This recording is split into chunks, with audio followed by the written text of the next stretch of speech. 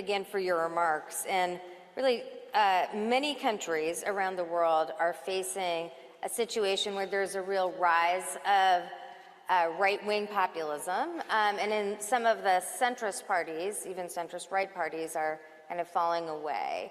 In this context, how does the center-left, how do progressives meet the moment and actually capture a strong majority? Well, I think for us, the context, certainly for the last election, was an electorate, a public, who, since the '08 crash, hadn't seen their living wages, their living standards rise for many, many years, totally flat. Their public services had got worse and worse to the point of decimation. And there'd been a massive drop-off in trust in politics for a whole bunch of reasons. So this led to quite a strong sense of disenchantment. And if you think about the '08 crash to last year, that's 16 years.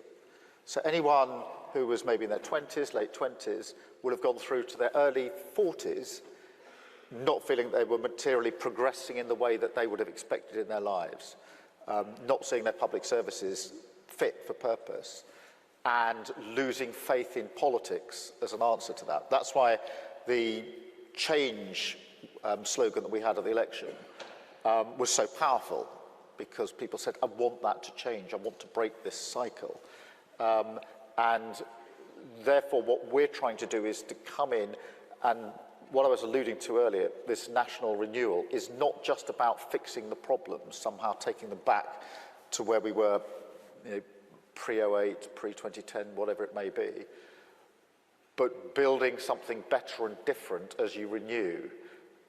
So to take an example, our economy hasn't grown materially since '08, it's been flat-lining. We need to get economic growth. That is the #1 mission of the government. But it's got to be growth that is felt in every part of the country. It can't be a line on a graph, and it can't be growth in some parts of the country. It's got to be in every single part, which is why we've worked really hard on things like inward investment, record inward investment in the first year of the Labour government, and then a big top-up last week with the US state visit. But that has to be identified as to the places it's going into Hartlepool, into the various different, the Clyde. It's got to be place-based, and people need to see it's in my region, economic growth everywhere. Because I think for progressives, for social democrats, we for too long lost our way. We thought that redistribution was the only thing that mattered for fairness. You create wealth and then you redistribute, and that's a one-word answer for too many of our communities. It isn't. They want the pride to stand on their own 2 feet. They want the wealth to be in their community. The stuff we did yesterday in Pride in Place is really important, because what we said there was, here's a pot of money for your place, because frankly you've been overlooked for too long, and you will decide what that money is spent on. So you're not coming cap in hand to Whitehall for somebody in Whitehall to tell you. It's your decision. Same with our public services. We've got to rebuild our National Health Service, would be the touchstone for us. But we can't simply take it back to where it was. It's got to be an NHS fit for the future. It's got to change as we go forward. So there's this question of how you deliver what renewal means in substance. And then the other part, which is really important, is that certainly in the UK now, we're at a crossroads. We have got a right-wing proposition that we've not had in this country before.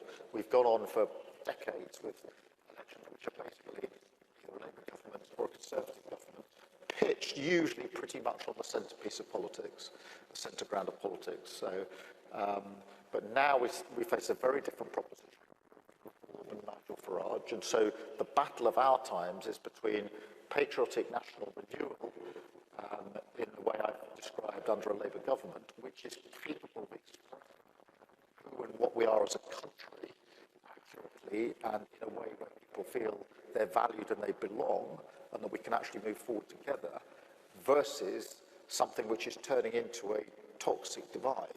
That march that we had here 2 weeks ago in London, in Whitehall, that sent shivers through the spines of many of our communities well away from London, not just those in the immediate vicinity.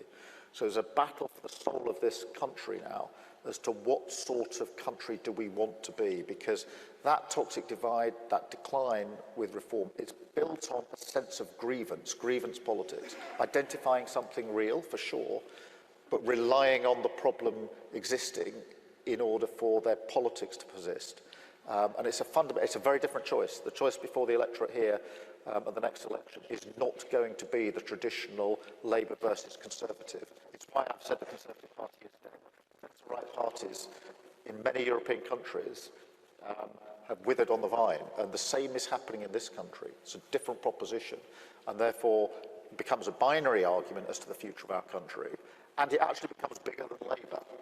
It's about all of those that genuinely believe in patriotism, I think, is the heart of what we are as a country. So for us, it's about battling with repairing the damage that was done under the last government, which was huge, but rebuilding in a way which embraces and takes on the battle for the soul of the country, because we're going to face a very different election next time to any of the elections in the United Kingdom for a very, very long time, and we need to be, that's why I think, certainly why I want this to be out as an open fight now between Labour and Reform. Conference speech next week. Thank you so much for that. Just to build on that, on those comments, Prime Minister Albanese, you referenced this a little bit, but I think what the Prime Minister Starmer is talking about is that conservative parties or far-right parties are offering a significant level of disruption, a significant change, and then we have to be drivers of an alternative, not basically go back to the status quo, but really drive an alternative vision of change. It seems like your election